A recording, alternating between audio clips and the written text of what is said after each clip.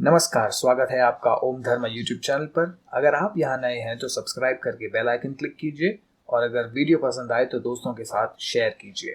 अभी घोर कलयुग चल रहा है। ऐसे में आपने अनुभव किया होगा कि आज के समय में कोई भी रिश्ते नाते मायने नहीं रखते।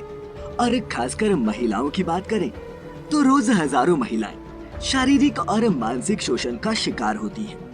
इतना ही नहीं, कुछ पुरुष तो सिर्फ महिलाओं को उपभोग की वस्तु समझते हैं, चाहे वह उनकी स्वयं की पत्नी हो या फिर कोई घर की दूसरी महिला। परंतु ऐसे पुरुष ये नहीं समझते कि जिन कृत्यों का उन्हें इस वक्त आनंद मिल रहा है, मृत्यु के बाद उन्हें इन कर्मों की क्या क्या सजा मिलेगी। इसका सबसे बड़ा कारण ये है कि आजकल के लोग अपने धर्म ग्रंथों से दूर हो गए हैं या फिर उन्हें इनका ज्ञान नहीं है।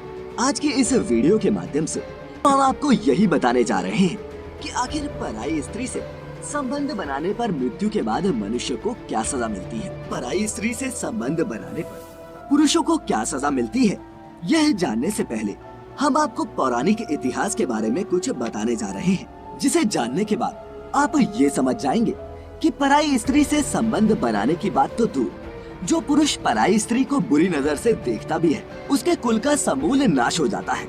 उदाहरण के लिए आप रामायण और महाभारत ग्रंथ को ही ले लीजिए, जिसमें सीता के अपहरण के कारण रावण के कुल का समूल नाश हो गया, और महाभारत में द्रौपदी का चीरहरण करने के कारण कौरवों के कुल का समूल नाश हो गया। वैसे आज के युग में पराई स्त्री से संबंध बनाने पर यदि स्त्री द्वारा शिकायत किया जाए तो उसे देश के कानून के हिसाब से सजा भी मिलती है। परंतु गरुड़ पुराण के अनुसार किसी पराई स्त्री के साथ संभोग करना महापाप माना गया है और ऐसे इंसान को मृत्यु के पश्चात सीधे नरक में जाना पड़ता है।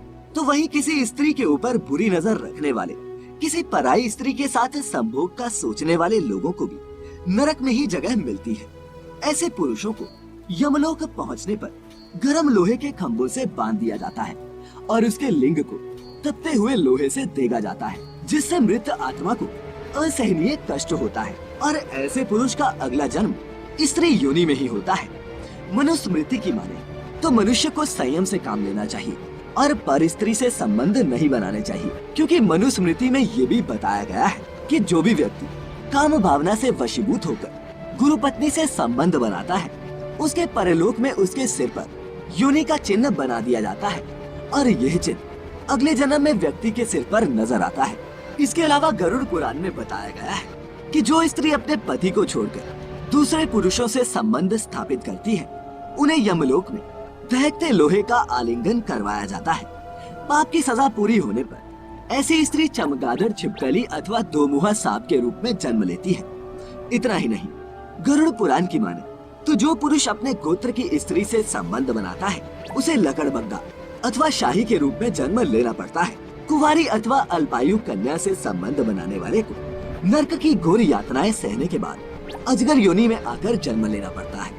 जो व्यक्ति काम भावना से पीड़ित होकर गुरु की पत्नी का मान भंग करता है, ऐसा व्यक्ति वर्षों तक नरक की यातना सहने के बाद गिरगिट की योनि में जन्म लेता है। तो वही मित्र के साथ विश्वासघात करके उसकी पत्नी के साथ संबंध बनाने वाले को यमराज गधे की योनि में जन्म देते हैं और उसे कई जन्मों तक 84 लाख योनियों में भटकना पड़ता है।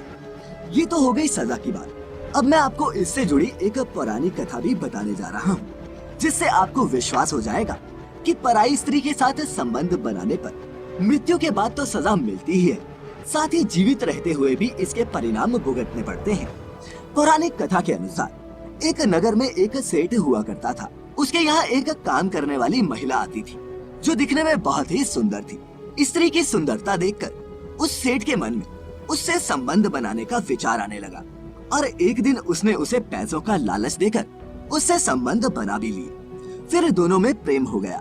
वह स्त्री अपना अधिक समय उसी सेठ के संग बिताने लगी और यह बात जब उसके पति को पता चली तो वह उस राज्य के राजा के पास गया और बोला, हे राजन, मेरी पत्नी के साथ एक परपुरुष संबंध बनाता है, जिस कारण मेरी पत्नी मेरे साथ नहीं रहती। ये सुनकर उस राजा ने तत्काल उसकी पत्नी और सेठ को दरबार में हाजिर होने को कहा। कुछ समय बाद जब वह दरबार में हाजिर हुए तो उनसे राजन ने प्रश्न किया कि क्या तुम दोनों का आपस में संबंध है। तो दोनों ने संबंध बनाने की बात को स्वीकार भी किया। जिसके बाद राजा ने दोनों की आंखें फुड़वा दी और दोनों को ही राज्य से बाहर निकलने का आदेश दिया। तो मित्रों, इसीलिए आज के युवाओं को चाहिए कि वे अपने धर्म ग्रंथों का अध्ययन करें ताकि उनका यहलोक और परलोक दोनों बिना कष्ट के व्यतीत हो।